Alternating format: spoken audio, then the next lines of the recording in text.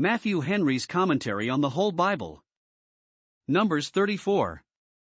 In this chapter God directs Moses, and he is to direct Israel. 1. Concerning the bounds and borders of the land of Canaan, verses 1 to 15. 2. Concerning the division and distribution of it to the tribes of Israel, verse 16, etc. The boundaries of Canaan, 1452 BC. 1. And the Lord spake unto Moses, saying, To command the children of Israel, and say unto them, When ye come into the land of Canaan, this is the land that shall fall unto you for an inheritance, even the land of Canaan with the coasts thereof. 3. Then your south quarter shall be from the wilderness of Zin along by the coast of Edom, and your south border shall be the outmost coast of the salt sea eastward. 4. And your border shall turn from the south to the ascent of Akrabim, and pass on to Zin, and the going forth thereof shall be from the south to Kadesh Barnea, and shall go on to Hazarater, and pass on to Asmon. 5. And the border shall fetch a compass from Asmon unto the river of Egypt, and the goings out of it shall be at the sea. 6. And as for the western border, ye shall even have the great sea for a border, this shall be your west border. 7. And this shall be your north border, from the great sea ye shall point out for you Mount Hor. 8. From Mount Hor ye shall point out your border unto the entrance of Hamath, and the goings forth of the border shall be to Zedad. 9. And the border shall go on to Ziphron, and the goings out of it shall be at Hazarenan, this shall be your north border. 10. And ye shall point out your east border from Hazarenan to Shepham. 11. And the coast shall go down from Shepham to Riblah, on the east side of Ain, and the border shall descend, and shall reach unto the side of the sea of Chinnereth eastward. 12. And the border shall go down to Jordan, and the goings out of it shall be at the salt sea, this shall be your land with the coasts thereof round about. 13. And Moses commanded the children of Israel, saying, This is the land which ye shall inherit by lot, which the Lord commanded to give unto the 9 tribes, and to the half-tribe. 14. For the tribe of the children of Reuben according to the house of their fathers, and the tribe of the children of Gad according to the house of their fathers, have received their inheritance, and half the tribe of Manasseh have received their inheritance. 15. The 2 tribes and the half-tribe have received their inheritance on this side Jordan near Jericho eastward, toward the sunrising. We have here a particular draft of the line by which the land of Canaan was meted, and bounded, on all sides. God directs Moses to settle it here, not as a geographer in his map, merely to please the curious, but as a prince in his grant, that it may be certainly known what passes, and is conveyed, by the grant. There was a much larger possession promised them, which in due time they would have possessed if they had been obedient, reaching even to the river Euphrates, Deuteronomy 11 verse 24. And even so far the dominion of Israel did extend in David's time and Solomon's, 2 Chronicles 9 verse 26. But this which is here described is Canaan only, which was the lot of the 9 tribes and a half, for the other 2 and a half were already settled, verses 14 and 15. Now concerning the limits of Canaan observe. 1. That it was limited within certain bounds, for God appoints the bounds of our habitation, Acts 17 verse 26. The borders are set them. 1. That they might know whom they were to dispossess, and how far the commission which was given them extended, chapter 33 verse 53, that they should drive out the inhabitants. Those that lay within these borders, and those only, they must destroy, hitherto their bloody sword must go, and no further. 2. That they might know what to expect the possession of themselves. God would not have his people to enlarge their desire of worldly possessions, but to know when they have enough, and to rest satisfied with it. The Israelites themselves must not be placed alone in the midst of the earth, but must leave room for their neighbors to live by them. God sets bounds to our lot, let us then set bounds to our desires, and bring our mind to our condition. 2. That it lay comparatively in a very little compass, as it is here bounded, it is reckoned to be, but about 160 miles in length, and about 50 in breadth. Perhaps it did not contain more than half as much ground as England, and yet this is the country which was promised to the father of the faithful, and was the possession of the seed of Israel. This was that little spot of ground in which only, for many ages, God was known, and his name was great, Psalm 76 verse 1. This was the vineyard of the Lord, the garden enclosed, but, as it is with gardens and vineyards, the narrowness of the extent was abundantly compensated by the extraordinary fruitfulness of the soil, otherwise it could not have subsisted so numerous a nation as did inhabit it. See here then. 1. How small a part of the world God has for himself. Though the earth is his, and the fullness thereof, yet few have the knowledge of him and serve him, but those few are happy, very happy, because fruitful to God. 2. How small a share of the world God often gives to his own people. Those that have their portion in heaven have reason to be content with a small pittance of this earth, but, as here, what is wanting in quantity is made up in quality.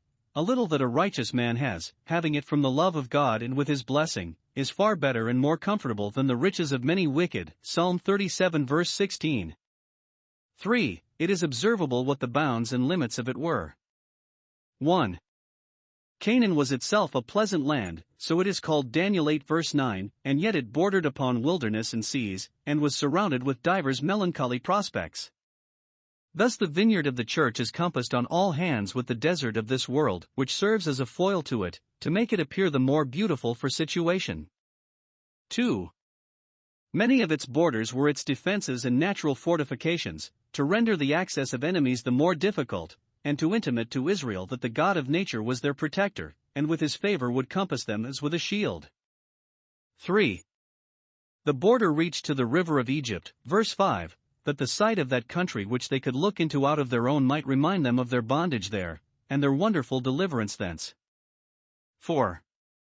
Their border is here made to begin at the Salt Sea, verse 3, and there it ends, verse 12.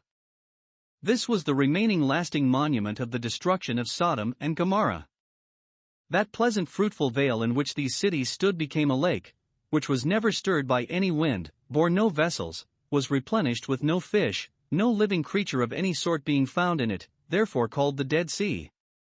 This was part of their border, that it might be a constant warning to them to take heed of those sins which had been the ruin of Sodom, yet the iniquity of Sodom was afterwards found in Israel, Ezekiel 16 verse 49, for which Canaan was made, though not a salt sea as Sodom, yet a barren soil, and continues so to this day. 5. Their western border was the Great Sea, verse 6, which is now called the Mediterranean. Some consider the sea itself to have been a part of their possession, and that by virtue of this grant, they had the dominion of it, and, if they had not forfeited it by sin, might have rode masters of it. 16 And the Lord spake unto Moses, saying, 17 These are the names of the men which shall divide the land unto you, Eleazar the priest, and Joshua the son of Nun. 18 And ye shall take one prince of every tribe, to divide the land by inheritance. 19 And the names of the men are these: of the tribe of Judah, Caleb the son of Jephunneh. 20 And of the tribe of the children of Simeon, Shemuel the son of Ammihud. 21 Of the tribe of Benjamin, Elidad the son of Chislon. 22 And the prince of the tribe of the children of Dan, Bucki the son of Jogli. 23 The prince of the children of Joseph, for the tribe of the children of Manasseh, Haniel the son of Ephod. 24 And the prince of the tribe of the children of Ephraim, Kemuel the son of Shifton. 25 And the prince of the tribe of the children of Zebulun, Elizaphon the son of Parnak. 26 And the prince of the tribe of the children of Issachar, Paltiel the son of Azan. 27 And the prince of the tribe of the children of Asher, Ahihud the son of Shalomi. 28 And the prince of the tribe of the children of Naphtali, Pedahel the son of Ammihud. 29 These are they whom the Lord commanded to divide the inheritance unto the children of Israel in the land of Canaan. God here appoints commissioners for the dividing of the land to them. The conquest of it is taken for granted, though as yet there was never a stroke struck towards it.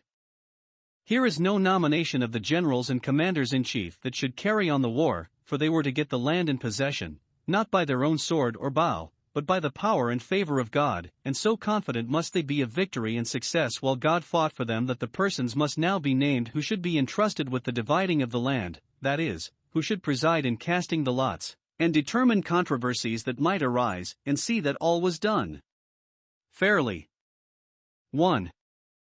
The principal commissioners, who were of the quorum, were Eleazar and Joshua, verse 17, typifying Christ, who as priest and king, divides the heavenly Canaan to the spiritual Israel, yet, as they were to go by the lot, so Christ acknowledges the disposal must be by the will of the Father, Matthew 20 verse 23. Compare Ephesians 1 verse 11. 2. Besides these, that there might be no suspicion of partiality, a prince of each tribe was appointed to inspect this matter, and to see that the tribe he served for was in no respect injured. Public affairs should be so managed as not only to give their right to all, but, if possible, to give satisfaction to all that they have justice done them. It is a happiness to a land to have the princes of their people meet together, some out of every tribe, to concert the affairs that are of common concern, a constitution which is the abundant honor, ease and safety, of the nation that is blessed with it. 3. Some observe that the order of the tribes here very much differs from that in which they hitherto, upon all occasions, been named, and agrees with the neighborhood of their lots in the division of the land. Judah, Simeon and Benjamin, the first three here named, lay close together. The inheritance of Dan lay next them on one side, that of Ephraim and Manasseh on another side. Zebulun and Issachar lay abreast more northerly, and, lastly, Asher and Naphtali most northward of all, as is easy to observe in looking over a map of Canaan. This, says Bishop Patrick, is an evidence that Moses was guided by a divine spirit in his writings. Known unto God are all his works beforehand, and what is new and surprising to us he perfectly foresaw, without any confusion or uncertainty.